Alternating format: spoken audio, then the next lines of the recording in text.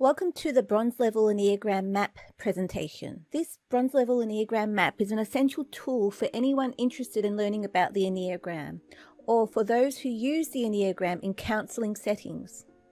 See the links below to get your own copy of this Enneagram Map for Windows and Mac computers. This Bronze Level Enneagram Map is highly detailed and easy to navigate. I will now take you through the different attributes in this Bronze Level Enneagram Map. So for starters, I'm just going to log out of this map. This is my desktop. Double click on the Bronze Enneagram Map link right here. Double click and it's just loading up.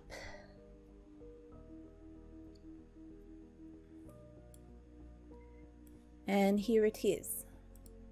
Okay, so here is the start of the map. Now, over to the right hand side, we have the home screen, which zooms everything into full frame. And the plus sign here is zoom in and the minus sign is zoom out. So when you click on that, it zooms in like that, and when you click on the minus sign, it zooms out like that. Down the bottom here, we have the navigation bar, where you can slide this up to wherever you like, and it will directly zoom in to that frame. So I'll just take it back to the beginning again.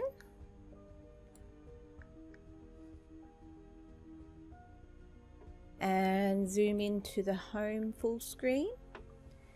And also right down the bottom we have these toggle controls, which goes through step by step, frame by frame, each attribute of the map like this. So clicking on the right hand side and it will just go through each frame, clicking through,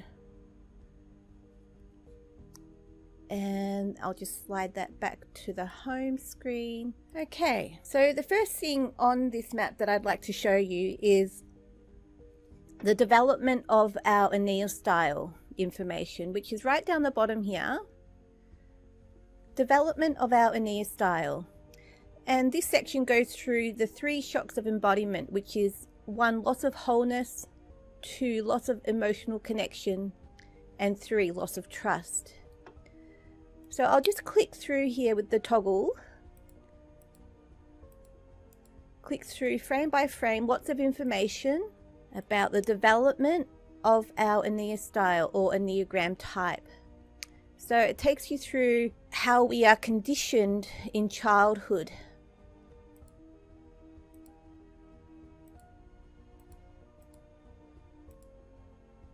And down the bottom here we have a video of how the movements of the Enneagram function, and talks about our unique divine archetypal qualities.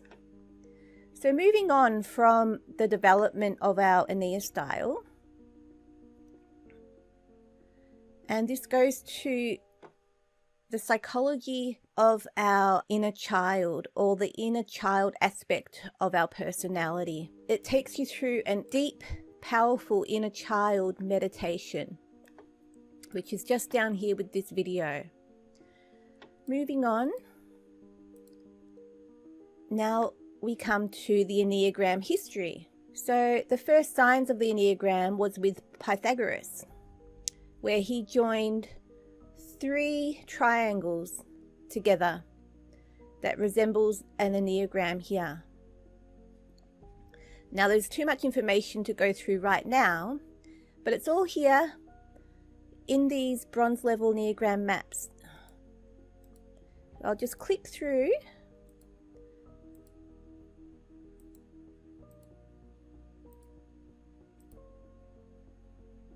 So we've got the law of 3 and the law of 7. We've got George Gurdjieff, where he made the Enneagram popular to the West back in the early 1900s.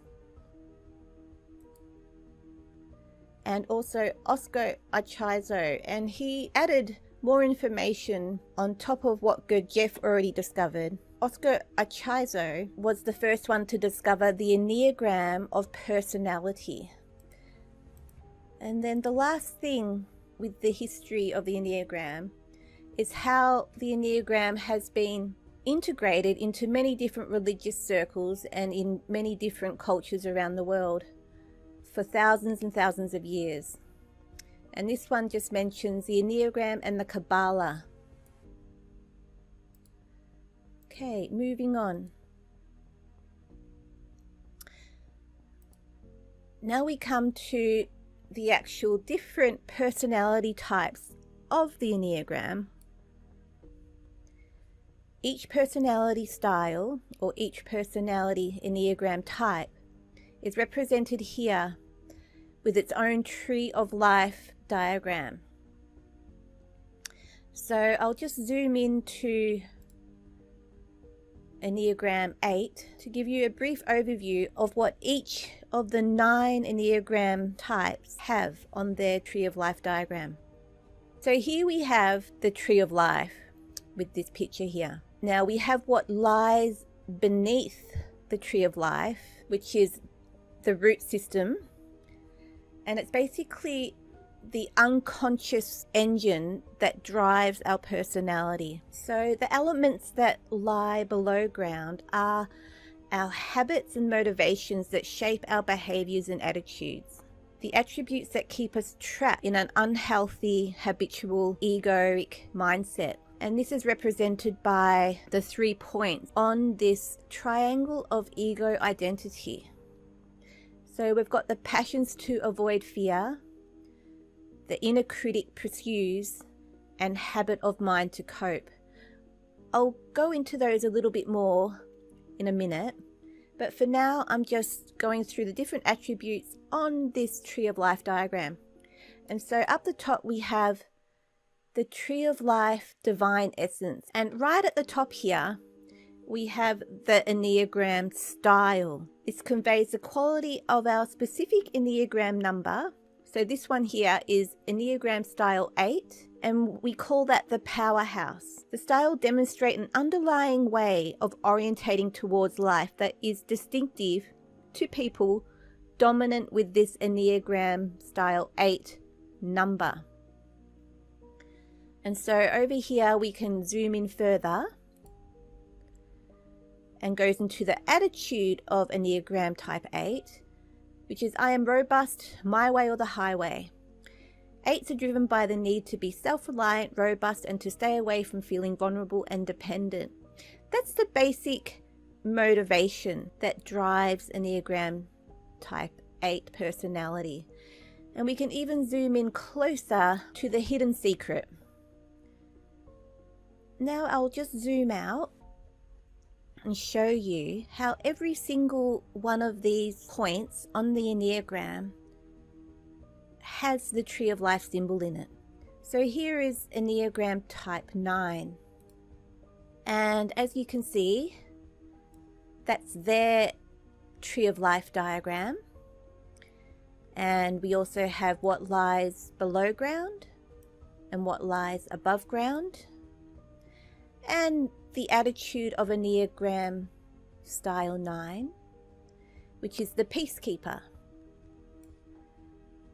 Just to click on another one for an example, I'll pick number 4. So here is number 4 Enneagram type, and we also have the attributes that are below ground, the attributes that are above ground, and the attitude for Enneagram style 4, which is the individualist. Okay, now I'm going back to Enneagram style 8 because I want to take you through the different attributes of what lies below ground with the triangle of ego identity. Now, this triangle of ego identity is an egoic cycle our personality gets stuck in. When we get caught in the triangle of ego identity, we let our fears, so this is the fears over here, our inner critic, which is this one, and our habits control us. This is also called self-triangulation. So when we get locked into the cycles of fear, inner critic and habits, we start to spiral down into the very negative and addictive qualities of our personality, which I'll go into shortly. And often we're not aware that we're getting stuck in a negative cycle because we've been conditioned from birth to habitually react in unconscious ways to survive and to feel safe and well in our environment and circumstances. So once we're caught in the triangle of ego identity or self-triangulation, it may become difficult to get out, because once our fears, inner critic and habits overwhelm us, we will spiral down into unhealthy, addictive, arrogant or entitled or abusive behaviors. These unhealthy behaviors lead to all manner of disorders, which can cause anxiety and depression, or alcohol, drugs, sex, shopping addiction, borderline personality, and many other disorders that may happen if we are stuck and locked into this negative cycle of the triangle of ego identity. So I'm going to click down into this head picture here, and each one of the Enneagram points on this map have the same attributes of zooming in closer to more information within this head symbol right here. So I'm just going to click on that and it will spiral down, and here we have a more in-depth look at the triangle of ego identity. So we've got the passion to avoid fear. The passion also can mean method, but generally it's called passion because we get so fixated on wanting to get away from all those scary things in life, those fearful things, all those things that make us feel vulnerable. So it becomes a passion to avoid. But we'll call it method as well. Method to avoid fear. So based upon your dominant Enneagram type, there are some experiences that you try to avoid at all costs. The passion for what we avoid is driven by fear. The things we avoid according to our Enneagram style give us the feeling of great anxiety, resistance, sensations of raw vulnerability. That which we avoid must be avoided at all costs because it threatens our very sense of self. This energetic drive or the passion acts like an engine fueling and driving the avoidance logic. The passion arises out of the emptiness of the ego and is based on a deficient, motivated drive that animates the ego's false sense of self. The passion of the ego is innocently trying to fulfill us with its own sense of health, not knowing that in doing so, it takes us further away from what we truly would love, what would truly give us a sense of freedom, peace, aliveness, and purpose. Moving on to the inner critic, which is over here. Now, the inner critic seeks to pursue a supposedly satisfying experience and will go to great lengths to satisfy this pursuit. So typically, the inner critic is engineered to go after whatever it considers will bring your ideal happiness. So your ego personality attempts to replicate the divine essential nature of your soul, which couldn't help but feel eliminated in the childhood years with the 3 shocks of embodiment that we go through. Now, the inner critic makes sure we achieve what we pursue and is the internalized voice of authority, embracing the rules, standards, and expectations that have been with us from the earliest moments in life. The inner critic tells the personality what is okay and what is not okay to say, feel, and experience, and it can give harsh feedback if its dictates and pursuits are not followed. Your inner critic holds substantial power when it is unrecognized or uninterrupted. So one of the best things to do to get out of this triangle of ego identity is to become aware and present in each moment. The more awareness we can bring to these habits or the inner critic or our fears, the more we can integrate qualities of our divine essence or qualities of our innate essential nature, those attributes that make us feel love, peace, freedom, and purpose. Generally, the inner critic is the voice that evaluates. The inner critic is the voice of external authority, internalized, and the inner critic is the police force for your ego's innocent but false agenda. Now, the last attribute on the triangle of ego identity is a very important one, but quite often gets overlooked, which is the habit of mind to cope. The habit of mind to cope with life is a tactic that retains us within the cycle of attempting to acquire a particular need, as well as steer clear of the opposite unwelcome circumstance. We never take into account our mind's habit to cope. This is actually our traditional approach to being able to meet the challenges of life. The mental habit is definitely the ego's automated and accepted method of handling the challenges of one's life to cope with the tension between what is avoided and what is pursued. So this Enneagram map is really beneficial for going in deep into how our mind creates more fear or more authority from the inner critic. It's a really good way to look at the different attributes of what makes up the unconscious engine of who we are and why we get stuck in cycles that keep repeating themselves. Okay, so the next attribute I really want to point out is the core beliefs. So here we have the core beliefs. Every Enneagram type or Ennea style contains within it a core belief pertaining to itself in connection to other people as well as to the whole world. The core belief generates the foundation for the way a particular person sees their place within the world. So here we have Enneagram Type 8's core belief. So the core belief also functions as the primary operating principle that filters through the numerous layers of reality. This particular belief generally prevails unconsciously and was initially formed very early in life. Your years as a child provided you with a sense of who you are as an individual, and the impressions you received through family, brothers and sisters, teachers and friends showed you something about yourself. Childhood taught you a lot about people also. You figured out, are people inherently good? Do they actively help others, or do they hurt one another on purpose? Okay, so that was just a little bit of an overview of the core beliefs, but now I want to go to the red flags, which is going even deeper into the unconscious mechanisms of our unconscious habitual ways of dealing with the world. So zooming in closer now, and here we have Enneagram 8's red flags. So when 8s are trapped in the self-triangulation spiral, they can display ongoing negative attitudes, which spiral down into more addictive or self-destructive behaviors.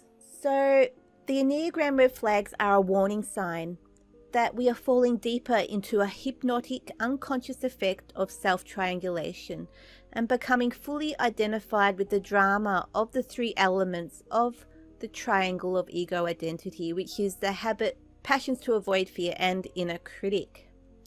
When we are trapped in the triangulation spiral, we display toxic symptoms that lead to our own destruction. Before we enter into our own self-destruction, we would most likely cause a lot of toxic drama or emotional turmoil, heartbreak or addiction, or even violence in ourselves, others, or the environment which surrounds us on a daily to weekly basis. So this is Enneagram Type 8's red flags, and as they go down into negative habits, this is what it begins to look like. Being intense and in control over my territory, assert anger abruptly and intensely, aggressive, combative and domineering, and widening my dominion or forcing myself over others. To elaborate on those points over here is the motivations. I am self-reliant. I believe that I don't require anyone's support, and they are serious. I am intense at stating things like I see them, which seems completely evident to me. So Enneagram 8s are quite matter-of-fact. They don't really beat around the bush that much. They just say it as it is. Even if it's hurtful, they just blurt it out when they are in this Enneagram triangulation spiral. So when Enneagram 8s are stuck in this triangulation spiral with the three elements of the triangle of ego identity, the habits, the passions to avoid fear, and inner critic, when they are stuck in those cycles, they begin to spiral down. And as they do, they go into the damaging negative effects, which is all located in this drop of blood I have here. Now, I won't read all this out, but it goes into quite a lot of details about 8 damaging negative effects when they are stuck in the triangulation spiral. And even further down the bottom here, it goes into the mental disorder diagnosis and rationale, which is from the DSM-5, which is a psychological resource book for diagnosing personality disorders or negative toxic behaviors in people. Okay, so all 9 Enneagram styles can have substance-related and addictive disorders due to the negative consequences of being stuck in the self-triangulation spiral. The need to mask these negative effects of self-triangulation may lead to addictive disorders. The below mental diagnosis are a simple outline of the common disorders relative to the Enneagram type, prolonged duration. So if somebody is caught in the negative triangulation spiral for many years, usually many years, they will start to display some toxic mental disorders or toxic personality disorders and behaviors, which can be clarified with the information down the bottom here. Okay, so now I'm just going to move out, zoom out. You can use your scroll button to zoom out by scrolling down, and it zooms out like that. But I also wanted to show you steps out of self-triangulation. Okay, so over here we have Enneagram type 8, steps out of self-triangulation. So these steps are signs of our virtuous indicators. These indicators are important attributes that indicate that we are not totally under the hypnotic, habitual, unconscious effect of self-triangulation. These indicators are steps that can lead to embodying our divine essence or our most essential, natural, holistic qualities within us. They have attributes of an aware, mindful, compassionate, and very present sense of consciousness. So as we go through these virtuous indicators, we will see the missing key quality that is particularly important for each Enneagram type. So we can finally release ourselves from the hypnotic effect of self-triangulation. The missing key quality can sometimes be the most challenging element to implement into ourselves, as it often goes against the habitual tendencies of the triangle ego identity. So some of the virtuous indicators for Enneagram type 8 is they can be insistent and possess the capability to meet and prevail over any challenges. They are independent, which means they like to carry out activities on their own terms and make decisions. They have no problem confronting individuals. They are unambiguous, which means they'll tell it like it is, which means you can expect an honest answer from Enneagram type 8. And they can be heroic, which means defending others who are in a defenseless situation. And then down the bottom here, we have the most thriving positive effects of the Enneagram types. Now, I'm not going to read all of that, but that's just a little quick overview of the thriving positive effects of Enneagram type 8. Now, over here, we have a video mentioning the missing key quality for Enneagram type 8, and their missing key quality is tenderness. They have a lot of trouble just being tender and gentle because they always feel like they have to be strong and capable. This is very beneficial for anybody who's struggling, who's Enneagram type 8 and struggling with their the habitual effects of self-triangulation. Okay, so now I'm going to zoom back out and I'm going to go to the Tree of Life symbol. And we're going to have a quick look at what's above ground on the Tree of Life for Enneagram type 8. Now, here we have Shakti, cosmic power, which is basically the energy force within nature or within the universe, that creative, powerful, energetic force. And when Enneagram Type 8s can integrate their virtuous qualities within the steps out of self-triangulation and implement their missing key quality, which was tenderness, they can eventually open up to experiencing their divine essence or their natural, essential, alive nature. And so I'll just click in here. This takes you into the information all about 8's divine essence, or their most sacred, natural, essential nature. 8s have a tremendous passion for life, and they love to feel invigorated and expansive. So it goes into what it looks like to integrate the divine essence of Enneagram Type 8. I won't go into all that information, but it's all there on the map for you to look at later. Okay, so now I'm just going to zoom out again and having a look at what's above ground here on the Tree of Life symbol. And I just wanted to mention that unleashing your divine essence, or your innate, natural, essential nature, is a journey of self-discovery and self-awareness and self-empowerment to live your life with freedom. So as you become less controlled by the grip of self-triangulation, and you integrate more and more the missing key qualities into your life, your awareness will expand and you will experience synchronicities or non-accidental coincidences, and they begin to increase in frequency in your life. So lots more synchronicities happen, life begins to flow more effortlessly, and this tells you that you are in tune with the path that you're meant to follow.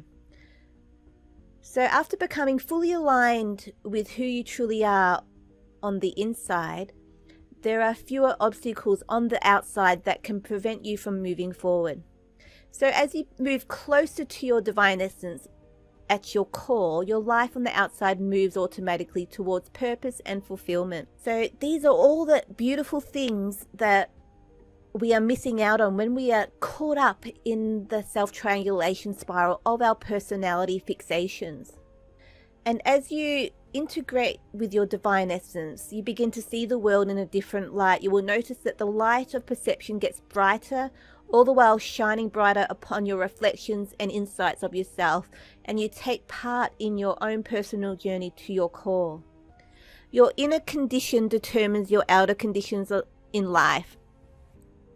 And by connecting with your inner power, you realize your ability to co-create with the universe, which is ever abundant. So as we integrate our divine essence through integrating the virtuous qualities of the steps out of self-triangulation, the more we integrate with our divine essence, the more we'll feel connected with all the other Enneagram types and their divine qualities.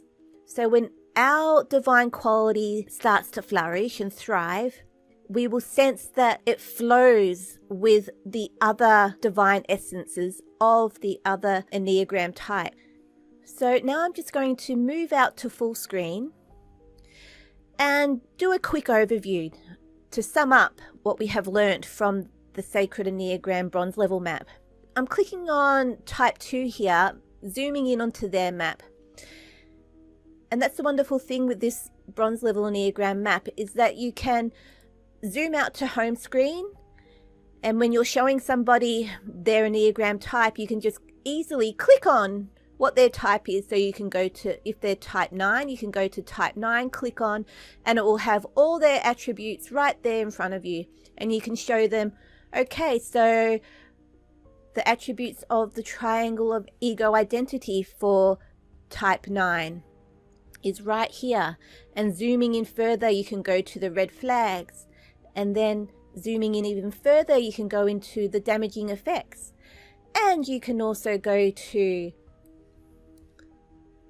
you can zoom back out, and you can also go to the 9th core beliefs and up into steps out of self-triangulation and the missing key qualities.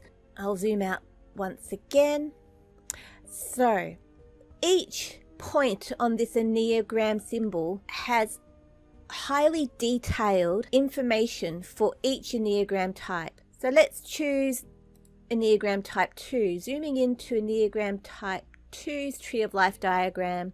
And here we have what's below ground and what's above ground. And we can click on what's below ground and zoom in further. And we can also zoom in into more information on the passions to avoid fear for Enneagram Type 2 or Nia Style 2. Goes into all the information there. Zooming back out, we can move over to the inner critic.